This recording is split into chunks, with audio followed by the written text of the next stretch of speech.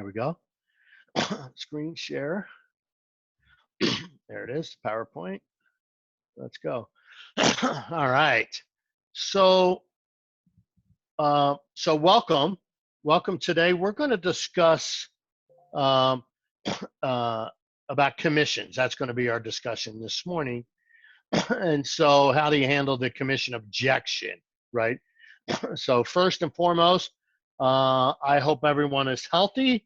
Hope everyone in your family is healthy. Hope all of you are healthy, and that you are bringing just news of health to your database, right? So I encourage everyone to call everyone they know. Don't necessarily talk about real estate. However, just say, hey, how are you? Is everyone healthy?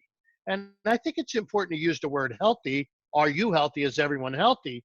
And then they say, yeah, everybody's healthy. So they just heard you say it, then they just said it to themselves. And then you reply, great, I'm glad everyone is healthy. So they just heard the word healthy 3 times in a minute, and that's actually good for their psyche right now, because the way things are um, going, the way things are, especially social media and any kind of news. I mean, if you watch the news, I mean, that it'll just it'll just, give you brain damage. So I encourage you not to watch the news. That's my opinion. So anyway, so let's get moving. So I'm glad everybody's healthy. So first, so hand on the commission objection. So the first thing we need to know is this is a sales situation, right? Just because somebody asks you to cut your commission doesn't mean you have to, and it doesn't mean they expect you to do it. They're just asking you to do it, right? So there's a couple things that I want you to understand. So this is a sales situation, right? So, but the first thing you have to remember is sales is a series of questions that leads people to a decision, right? So sales is a series of questions that leads people to a decision. So the next thing I want you to write down is telling isn't selling, right? Telling ain't selling. So, because so in other words, if sales is a series of questions, well, then how do you check your math, right? So if you go 1 + 1 is 2, well, how do you check that? So the way you check it is you go backwards. 2 - 1 = 1, right? That's how you check your math. Well, how do you check your math? How do you check your sales? Sales is a series of questions that leads people to a decision. The way you check your math there is, if telling isn't selling. So if you're actually telling somebody something, then you're not selling.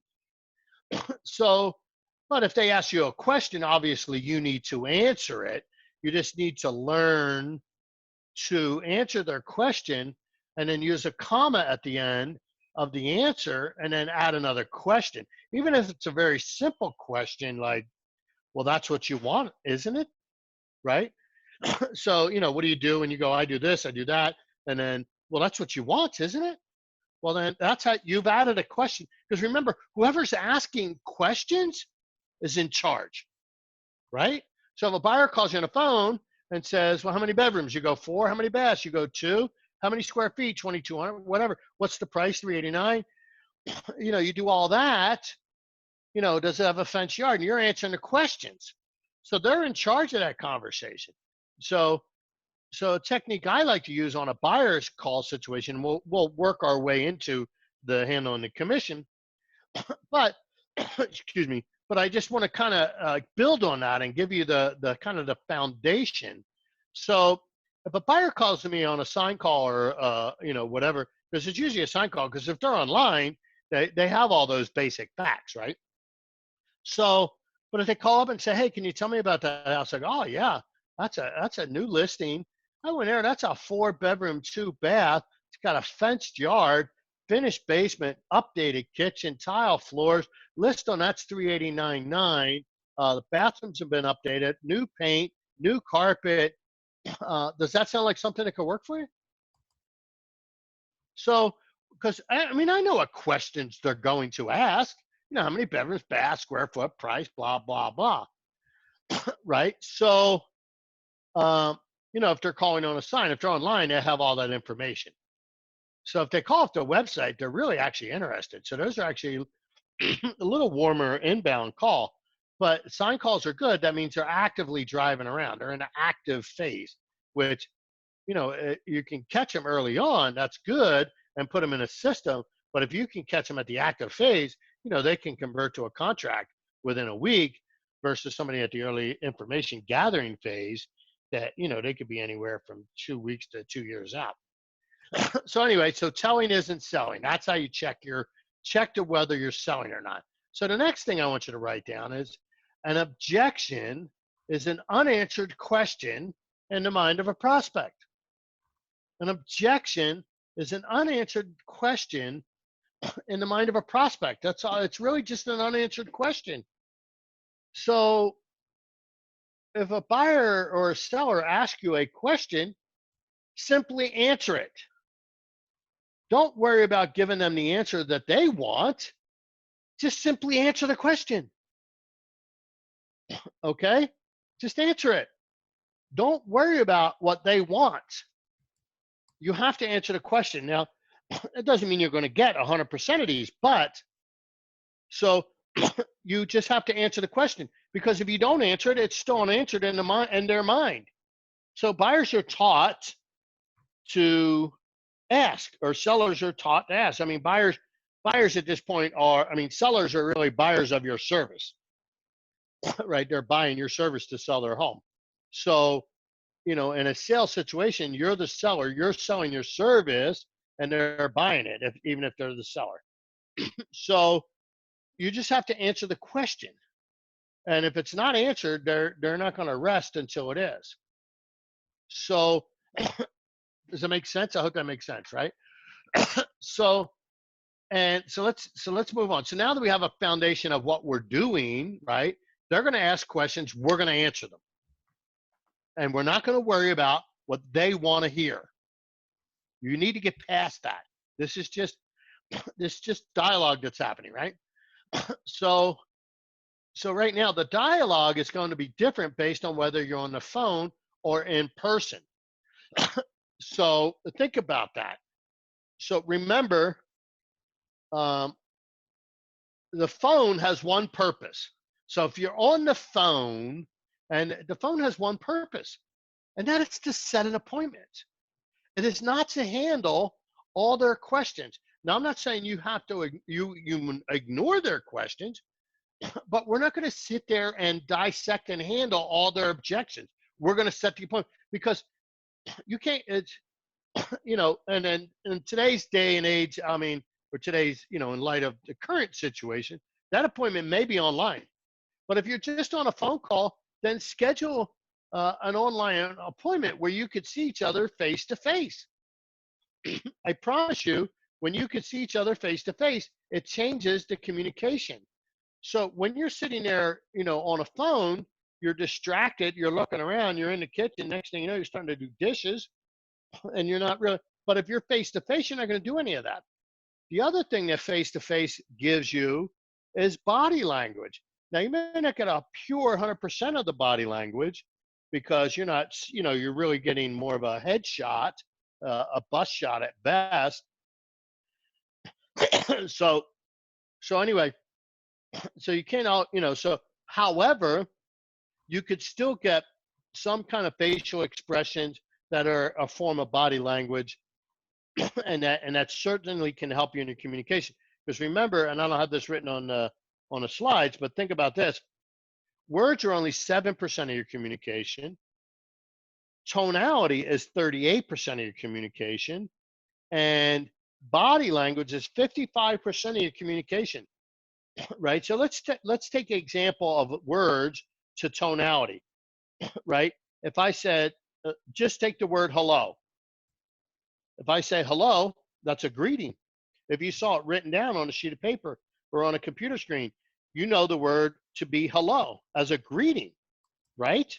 However, what if I change my tonality and I went, hello, right? Now, it's the same word, but my tonality has totally changed the meaning of that word. That's why you want to try to stay out of email conversations, with, especially when you're trying to get a contract signed, right? So so let's move on. So remember, the phone has one purpose, that is to set an appointment. If you get in a and so the next line I have written down is, if you get into a math conversation over on the phone, you're done. You are toast if you try to deal with mathematics of a commission on the phone. You're just done. Don't do it. Just don't do it. So, and we're going to discuss how you handle that. So, let's move on. So, because or let's stick with this for a second. So think about the math. Now, you know, to a seller, paying 5% is better than paying 6%. It's just a mathematical fact in their mind, right? So it's really hard to convince somebody to pay you more, and the reason why is they're not comparing apples and oranges. They assume that agents are a commodity, and in fact, the technology companies have trained them that way. The Zillows of the world, these technology brokerages, right? That everything's based on technology, where they're having technology do the task. Well, you and I both know that the tasks have to be done, but that's not the value proposition that an agent brings to the equation. What we bring to the equation is we're getting things done. Technology is not going to get things done when things are starting to go sideways. And a lot of these technology companies, these technology-based brokerages, and I mean, they have a good business model. Don't get me wrong; they're making money. Period. You say whatever you want; it's irrelevant what you think or say. And if you're on Facebook listening, we're not going to sit there and discuss um, specific brokerages on our groups. Just don't do it. They'll be deleted. All those comments after the meeting, I'll go back and review those. So it's not about anybody in particular, because it's not just about technology brokerages. There's agents out there that are, because it's when you're in a seller's market, in other words, when there's low inventory, commissions go down. It's that simple, because of supply and demand. In other words, there's a lot of agents, but very few sellers. So agents start competing with each other to get that listing, and they start doing it for lower commissions. It's just a reality. And the reason is because agents are not being trained in sales. And sales is just handling objections and getting contracts signed. Now, so let's move on. Okay, so let's look at let's work with the basics, and we'll build on that, right? So let me just talk about the basics. Whether you're on the phone or in person, there's a technique called a level shift. So a level shift is this is where you rephrase the question. So somebody asks you a question, and you want to rephrase the question and get them to agree that that's what they're asking, and then move the conversation forward from there. Right? Does that make sense? So in other words, so let me give you an example. Seller says, will you lower your commission? And so you're in a level shift. The way you would level shift that is, so remember what a level shift is. We have to rephrase the question, get them to agree that that's what they're asking, and then move the conversation forward. So the way that looks is, your response would be, well, it sounds to me that you want to net the most amount of money possible, right? So I'm rephrasing the question, and then I'm getting them to agree. Is that correct?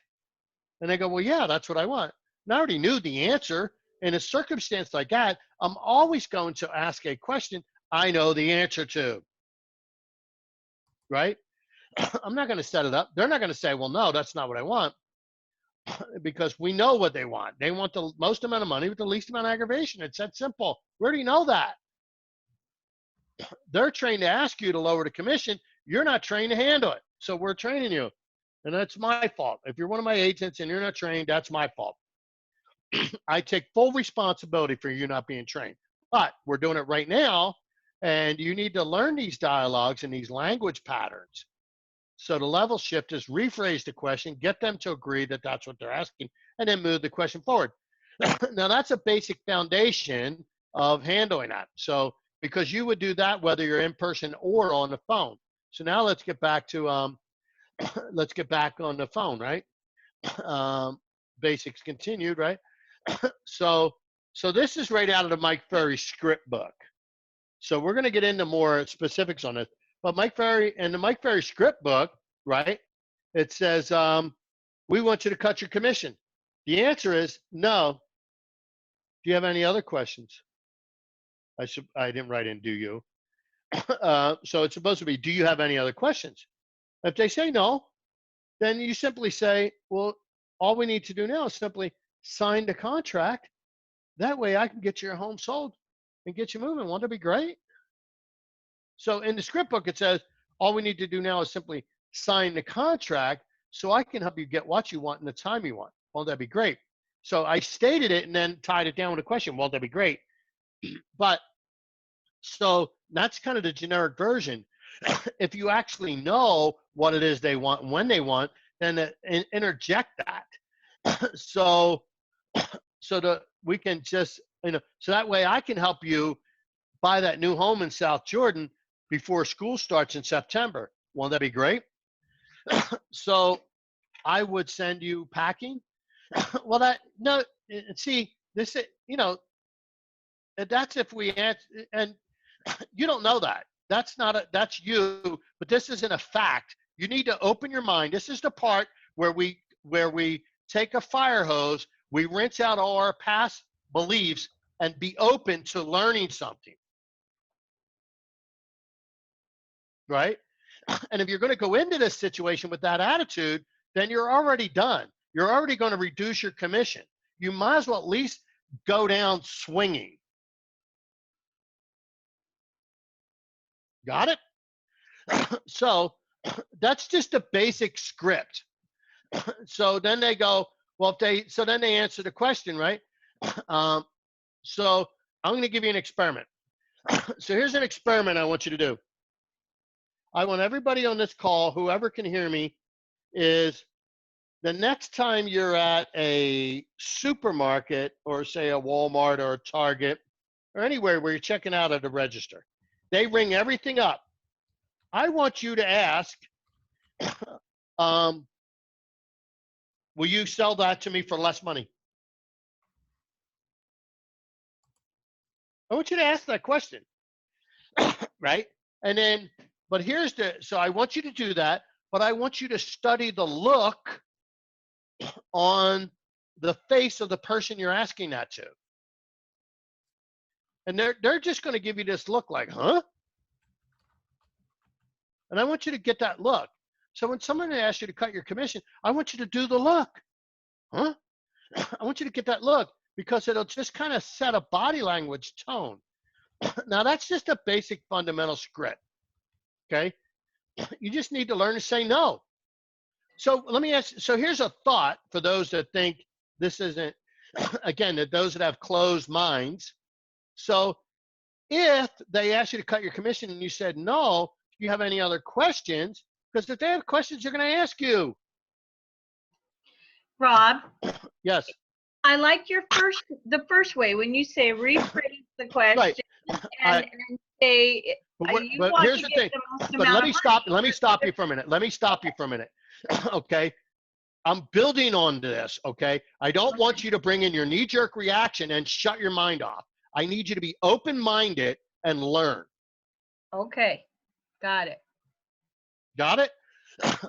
So that's not rephrasing the question. I understand that. Okay. I understand that. That was a foundation that we're talking about. I said use a technique called a level script. I'm telling you, this is out of the script book. We're going to build on that. Okay. So just hang in there. Okay. But have an open mind too. Okay?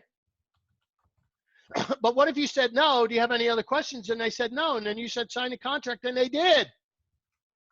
How would you feel then? You would think I was a freaking genius at that point.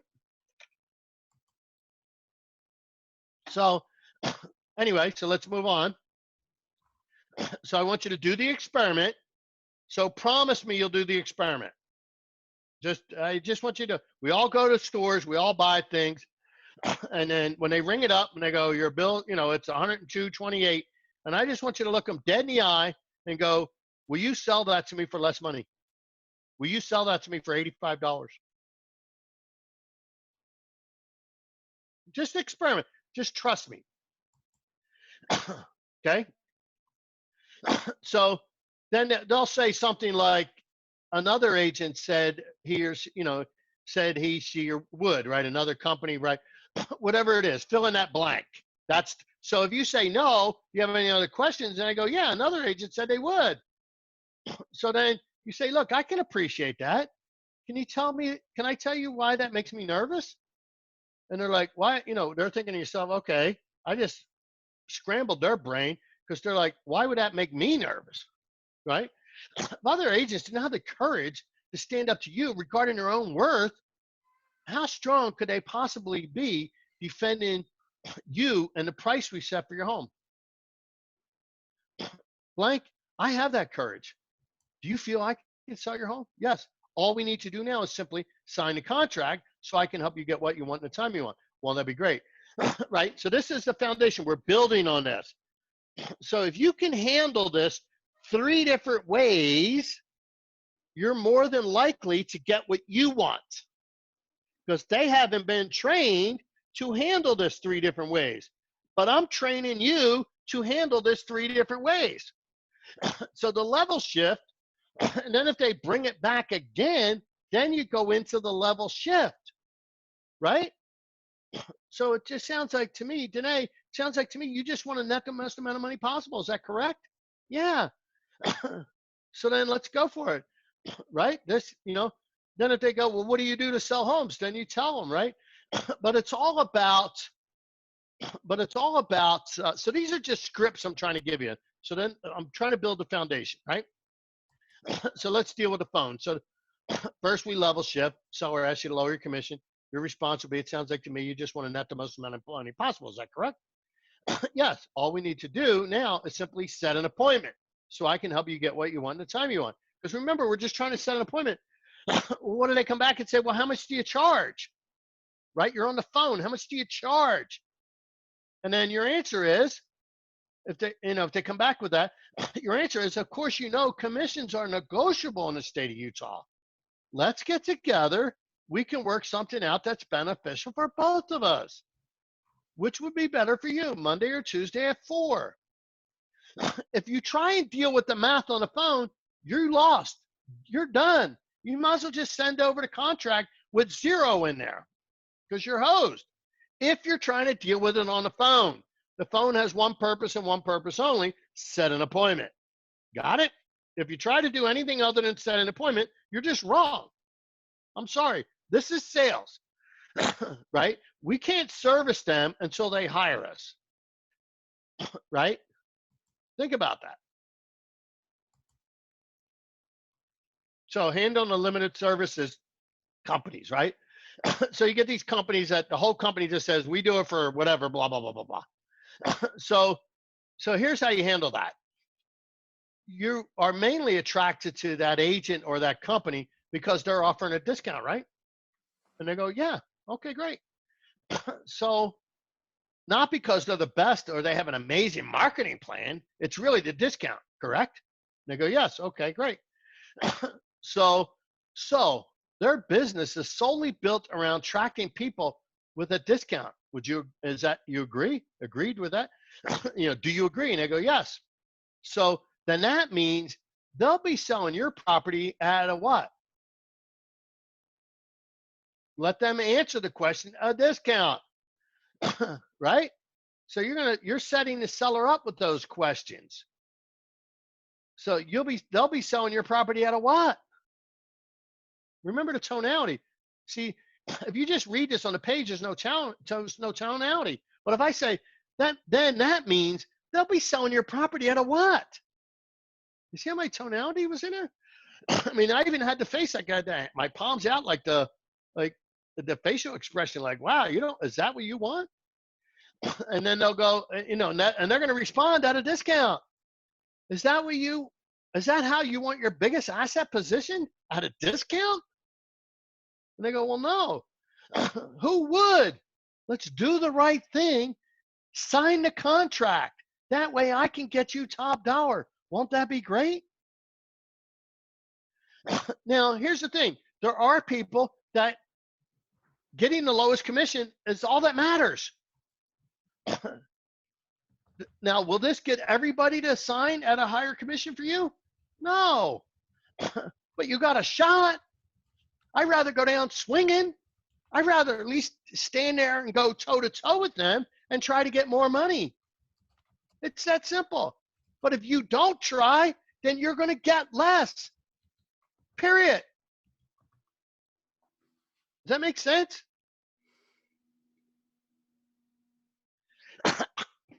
Any thoughts on this part right now? And, first off, I need you to suspend your limiting belief. I need you to believe that if you use dialogue time in and time out, you're going to get people to sign with you at a higher commission. It's that simple. I like the part where you ask the question about they'll be selling your property at a what? Right. Get them to really say it. And then they go, is that what you want? That whole thing was led to, it was led to get you at a higher, it was led to get you to that question. Is that what you want? Megan, just unmute yourself and ask. Okay, thank you. I have a quick question. So these dialogues sound like they work, and I'm totally on board. But I have a question about the phone part. So if I say, great, well, I'm trying to stay away from math. Well, just so you know, commissions are negotiable in the state of Utah, so let's set an appointment and talk about it. But in reality, I'm not willing to negotiate my commission. So when we sit down and I say no, how do I navigate that? Well, on the phone, your only goal is to get the appointment. So we're not worried about how to navigate that on the phone. Okay. Then when you're in person, you go through this dialogue.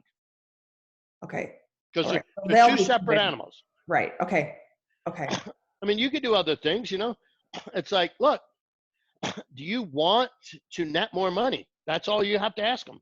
Yes. Let me ask you this. Do you feel I can negotiate for you? Okay, great. If they say, yeah, I say, great, sign the contract. Because remember what I said in the beginning, they're just unanswered questions. Answer the question. Don't focus on answering the question how they want to hear it. Okay. That's where people are getting hung up at. How do I answer the question the way they want to hear it? I'm telling you, don't. Just answer the question. And what if it goes away 50% of the time? What if 50% of the time you got exactly what you wanted? Well, right. And you did that. And out of 10 transactions, 5 of your transactions, you got what you wanted, 5 you didn't. Oh, well, it's sales. Sales is a number game. But if I got you to make more money on 5 listings, well, I increased your revenue just by learning this dialogue. It's that simple. Or you could just go in there with no dialogue and just give it away every time without even fighting. Right, that makes sense. Well, that's what I like about this. It's a dialogue. It's not just it's a dialogue. Right. No, there's a scientific reason to say no. Do you have any other questions? There's a scientific reason for that. If you go into the deeper dialogue first, because there's what they call a reflex no. So let me give you an example of a reflex no. As a guy, and this is shopping to me is a chore, not a sport. So for me, and I always use the story of buying a suit. So I'm going to buy a suit. So I make a decision to buy a suit. I need a new suit for whatever reason. I gained weight. I got blah, blah. It doesn't matter. So I say, well, I'm going to do it Saturday. It's July. It's hotter than heck out there. So Saturday, I work all week. I don't want to do it after work. I didn't get home till late, blah, blah, blah, blah, blah. So I'm going to do it Saturday. Well, I got to cut the grass. So I better cut the grass early. So I don't want to have to cut the grass when I get back when it's real hot. So I'm going to cut the grass. Then I'm going to go get a shower and I'm going to get dressed and I'm going to go buy a suit. So I made a decision to buy the suit. I made a decision when I'm going to buy the suit. I made a decision what I was going to do before I buy the suit. And then, so now I'm showered, I'm dressed. It's hot out. So I go in a pair of shorts, flip flops, but I got to have dress shoes. So I got my dress shoes in my hand. I stuff a pair of dress socks in there, right, versus sweat socks. And so, and I have a budget in mind. And I walk into the suit store and the salesperson walks up to me and says, "Can I help you?" What do I say? No. No, I'm just looking. Yeah, exactly. No, I'm not just looking. I'm there to buy a suit. I mean, I'm walking. I got shoes in my hand, for goodness sake. You couldn't have any more clues. But that's called a reflex no. You get that? That's a reflex no. That's why in department stores, salespeople are trained to walk up to you and ask, "Can I help you?" As soon as you walk in, they ask that. The reason they do is because they want you to say no right away. Why want them to? Well, let's get our reflex. So don't go into the whole handling and rejection because, like I said, what if you say, no, I'm not, no, I won't do that. Do you have any other questions? And they go, no, and they sign the contract. What if? Let's be open-minded to that possibility. I mean, and it's not like an offensive no. I mean, right? It's just like, well, I mean, you could say it however you want, but say no. Say, no, I'm sorry, I won't do that. Do you have any other questions? And they go, well, no. Okay, great. Sign the contract. And then they say, yeah, well, another agent or another company said they would. Oh, okay. Then I'm going to handle it the next way where, look, can I tell you why that makes me nervous? An agent that, doesn't have the courage to stand up to you regarding their own worth, how strong do you think they're going to be when it comes time to negotiate your equity? And they go, well, I don't know. I'm like, well, they're not going to be very strong, are they? And they go, no. Well, is that what you want? No. Exactly. Do you want me to negotiate for you? Yes. Okay, great. All we need to do now is simply sign the contract. So that way I can help you get what you want and the time you want. Won't that be great? Then if they come back at you again, then do this one here. So you're mainly attracted to the discount, correct? Yeah, or a lower price, right? So, and now here's the reality. 26% of the population, they're only price shoppers, period. They believe that all agents are identical. Well, that's not a fact, right? There are, so there are agents and investors that love companies like that. They go after them because they know they can negotiate better deals for themselves. So, I mean, that's, you need to explain that. So anyway,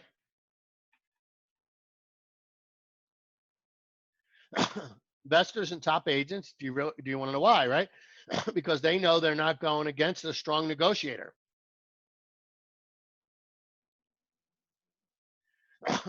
Right? That's what you say. Thoughts, questions, concerns, hallucinations? Go over that last one more time, would you, Rob? Okay.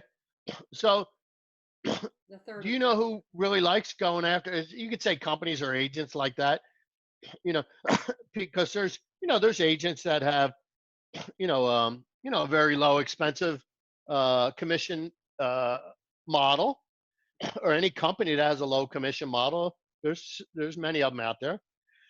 And so, do you know who likes these types of deals? And they go, who? And you go, investors and top agents. Do you want to know why?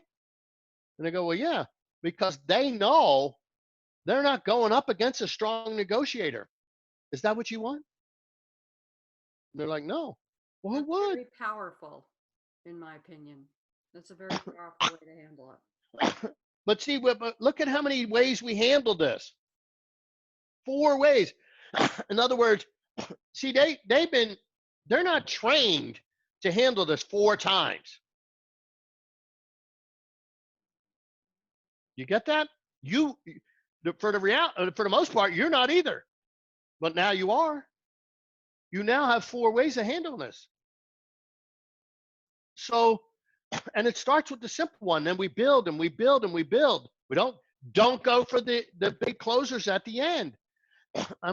There's a reason why I set this up the way I did. It starts off with no, right? Because we want to go short. Then we want to go to the next one. Then we want to go to the next one. Then we even go to the next one. See, the sellers they're not capable of lasting that long. So I just gave you 4 ways to handle that objection in person. Now, does that mean 100% of the times you're going to get exactly what you want? And the answer is no.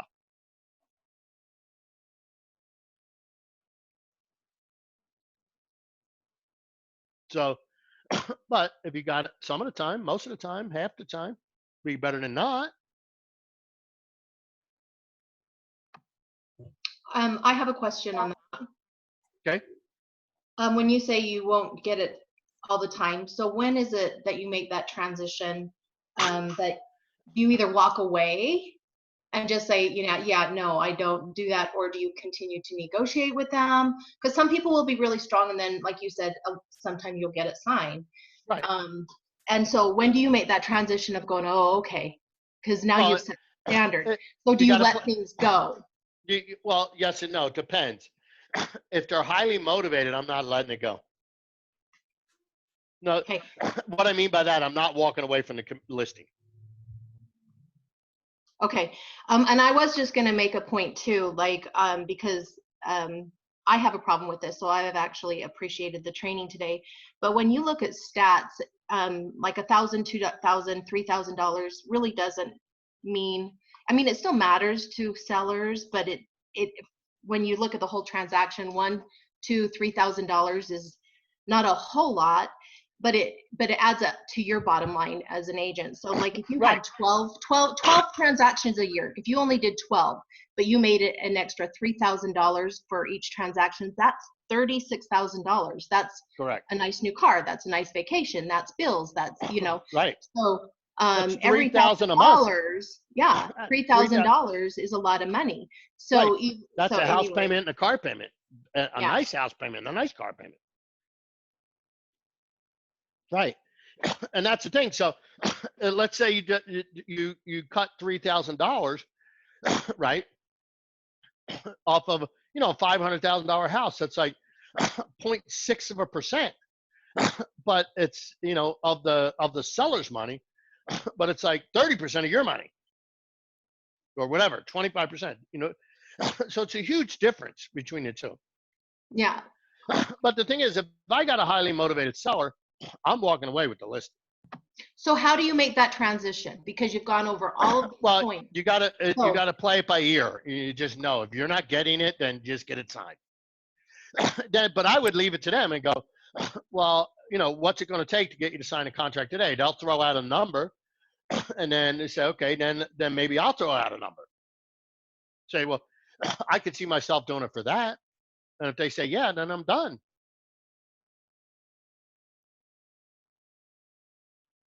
Just, in other words, keep trying. They're not trained to do this. Right? When my son was little, his first year of football he ever played, he was 9 years old. He had all the teams out on the field. He had all the practice field. He had probably about 4 or 5 teams out there practicing, we all had a section. And so our coach, and these are little kids. I mean, these are 8 and 9 year olds, right? So we're watching the other teams running plays, right? They're running these plays where our coach, he had our kids, all we were doing was calisthenics. He had them running. He had them doing all these kind of calisthenics. And we're sitting there going, gosh, when is he going to do plays? And he goes, look, by the end of the year, you're only going to have like 6 plays. These are 8 and 9-year-old kids. It's not like they got this fat playbook, and they don't do like passing plays and option plays and all that kind of stuff, right? It's just the quarterback hands the ball to one of the kids and he runs up one of the holes. That's it. So there's only so many plays. So, and the concept was, and it actually played off. We went all the way to the championship game. We lost the championship game, but we made it. And the irony of it is the team that we lost to in the championship, we beat them during the season. So anyway, so his theory was that he was going to have those kids in shape, and we could see it every game. Come around the fourth quarter, you could see the other team running out of gas, and our kids were just going strong. And we would go like neck and neck. The first half we were kind of like tie or really close score. Then the second half, maybe the third quarter, we'd pick up a little bit of momentum. But by the fourth quarter was typically when we would go ahead and win the game. Unless, if they were a competitive team. But we were always winning because we were conditioned to last all 4 quarters. And what I want you to do is I want you to condition yourself to go all 4 quarters because the seller isn't conditioned for that. Now, there's going to be some. That's all there is to it. You're not going to get everyone. It's not about getting everyone. It's about getting more than you're getting now. Does it make sense? Yeah, it does. Yeah. Yeah, your dialogue about how to deal with the discount companies was invaluable. I was furiously taking notes. It was so good. Right. And it's not just companies. There's agents out there that have these programs as well. Yes. We'll sell your home for free if you buy with us. Well, there's nothing wrong with that. A lot of those guys are making a lot of money. So you can laugh all you want. They're making a lot of money. So, it is what it is. So if you want to make more money, then learn the dialogue. Remember, you're in sales. Other than a broker's license, what does it say on your license? It says you're a sales agent. This idea that I'm a consultant. No, you're not. You're a salesperson. The only people that say they're consultants is people that don't want to study sales. There's nothing wrong with sales. Every business has a sales. There's sales and there's operations. You have to have a strong sales side of your business, and then a strong operation side. Having a strong operation with a weak sales doesn't. In other words, you can have a PhD in financing, master's in real estate, be a master appraiser, have a degree in accounting. But if you got no clients, you suck. Then how do you get clients? This isn't a field of dreams. You build it, they'll come. You got to get on the phone and make sales. And the sale isn't selling it. In other words, we're not going to convince people to pack their crap and move. These are people that are moving.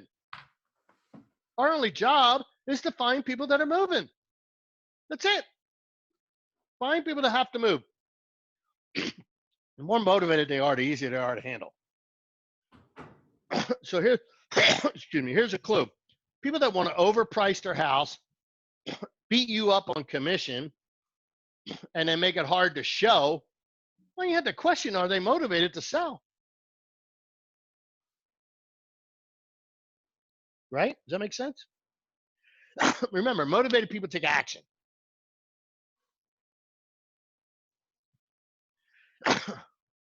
So, make sense? Questions? Totally. Thoughts, concerns? Okay. This is great. I'm glad you all joined it. And you have to open up your mind, boys and girls. You just can't shut your mind off, because if you shut your mind off, well, you're done. Right? I think you have to be confident in what you're doing. Right. And so once you feel comfortable in things, whatever approach that might be, you're the one who has to make that decision. Then you're able to lead people. And once Right. you become a leader because of your confidence, then people will follow. And Right. so you just have to do these scripts over and over and over. And you have to have your mindset, just like you say, open your mind of exactly what you want to achieve. Because once you have that confidence, it irradiates, and Right. then it's building that trust. And if you're not comfortable with the scripts, or if you're not comfortable with saying no, your clients are going to feel that as well. So Correct. it's all a matter of, what do you want, and how are you going to get there? Right. Because they lead and they follow off of your energy that you radiate. Right. Exactly. That's exactly right. Your confidence is the key, right? If you're, you need to go on a listing appointment with the attitude that you're there to see if you want to take the listing. That you got to kind of have that kind of swagger. I don't mean arrogance, but confidence, right? Do I want to take this listing? I mean, now things sell pretty quickly, but when there were, when things were taking 3, 4, 5 months, 6 months to sell, I mean, you change your whole tune. When you're sitting down across the table from somebody and you're sitting there going, do I want to be in business with this guy for 6 months? I don't know. You know what I mean? Because you had to spend money. And then even, back when listings were really hard to sell, the sign, the photography, all that stuff, it wasn't a fortune, but it was adding up.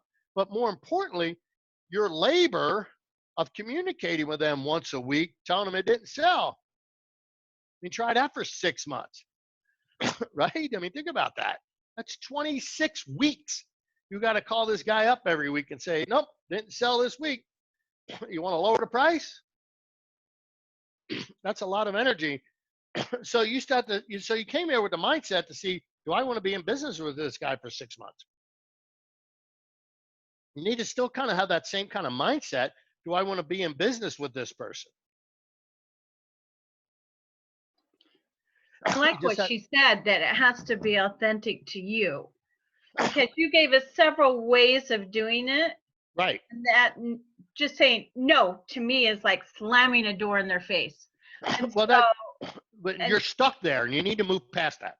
But you gave me all the other tools that Right. I can do that is authentic to me, which is which one? But you great. need to do no first. It's important. And if you don't do no first, it's not going to work as effectively. I promise you that. Okay. And it's not no slamming the door. It's like, you just have to have that look on your face of, oh no, I couldn't do that. Do you have any other questions? That's not slamming the door. Maybe something else that can help you get over the no, because I struggle with this too. But again, make it authentic to you. But sales is also about reading the other person. So for you to feel comfortable about saying no, maybe you say no, but, or you probably don't like the but. No, but what else can I help you with that? I would say and. Okay, no. You just simply say, oh, I couldn't do that. Do you have any other questions? Just learn to do it. You don't change the scripts to make them to you. You internalize the scripts and then they are you. Yeah. I was just commenting that sales is also Right. about reading your other person too. Well, so absolutely. Sometimes you do have to, you can have two different sellers, and right. the way your approach to each one of them should be different based upon their approach too. So sometimes it's not just a matter. Right. And that's a whole nother 4-day seminar, if you will, because what type of personality are they? Right, but the no quickly could turn somebody off, where the no to one person may work and the no to the other person may not. So right. But if you said to me, can you lower your fee? And I go, oh, I couldn't do that. Do you have any other questions? There's nothing wrong with that. Like you said, the tone makes a big difference. Instead of just no, it's just right. Oh no, you do it on a lighter note instead of a no. Right.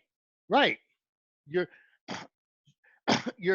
when you hear me say it, it's totally different than when you read it, Because when you read it, you're using the tonality of the reader, not of the writer. That's why you want to stay away from negotiating via email, because you lose the tonality. And then the tonality is very, very important. Very important. Agreed. And then, but I followed up with, do you have any other questions? And they're like, well, another agent said they would. Okay, great. So another agent said they would. Can I tell you why that makes me nervous? By asking that question, you just screwed up their whole dialogue, because they were not prepared to find out why that makes me nervous. They were prepared to do their battle with you, but I changed the rules on them. I like what Lonnie said, how important it is to read the other person. Because Right.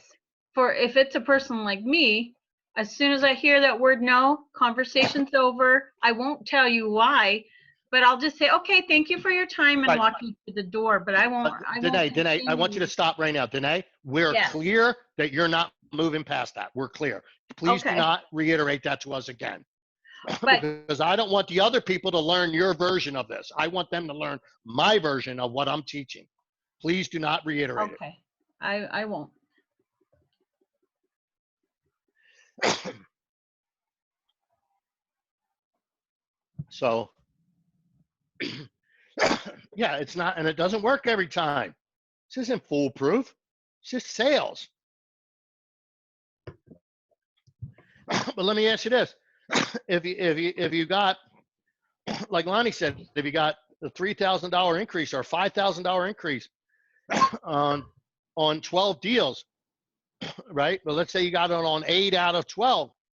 Would that be better than 0 out of 12? Yeah, you made more money, $40,000 more. So anyway, now I don't get every deal I want. You know, when I was an agent out there calling the public every day, I mean, I didn't get every appointment. I went on appointments. I went on a lot of appointments. You know, in the beginning, I was getting like maybe half at best.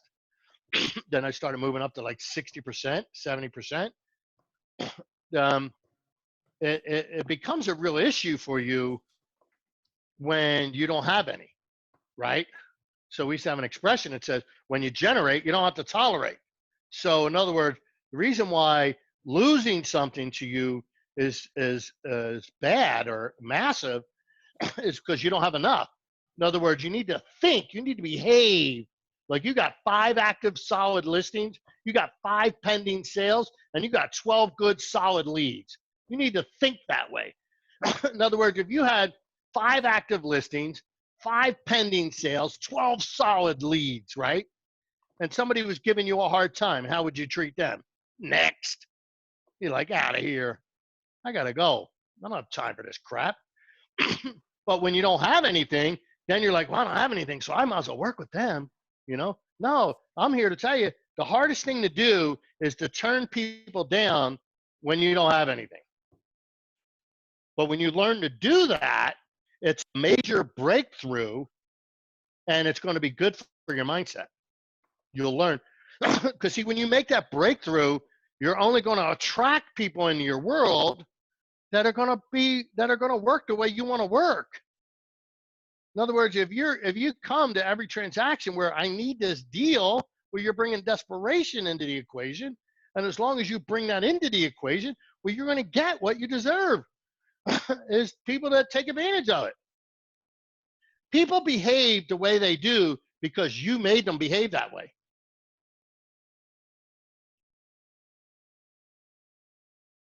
I want you to think about that.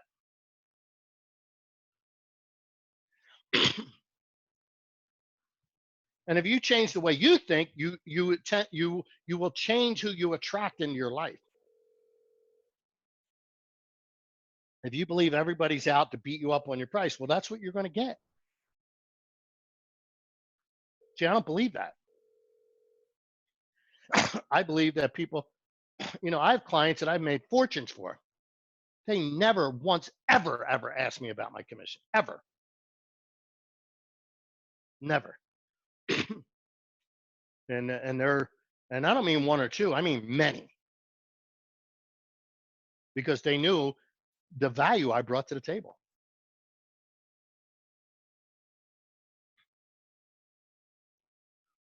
Anyway, any other thoughts, questions, concerns, and hallucinations?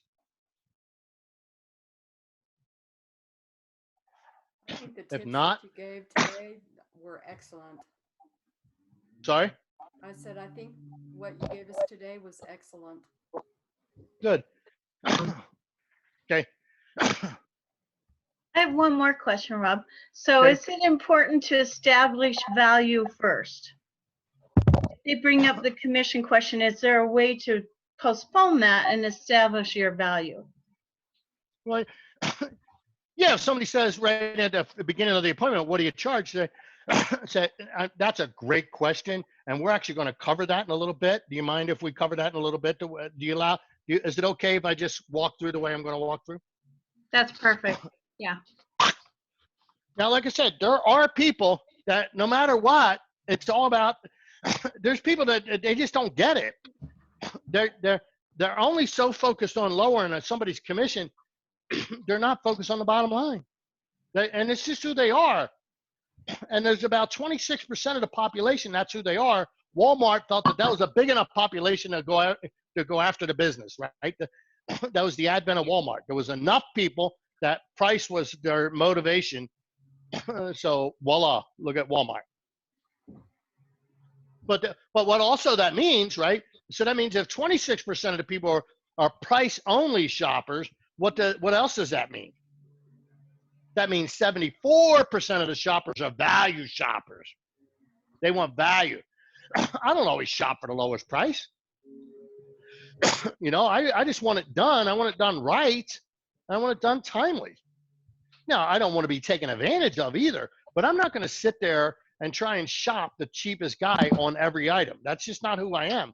My time is more valuable than it is to spend 7 hours trying to save $8. In fact, I mean, I had a guy come clean my windows. Apparently he must have been out of work. I mean, or needed to work.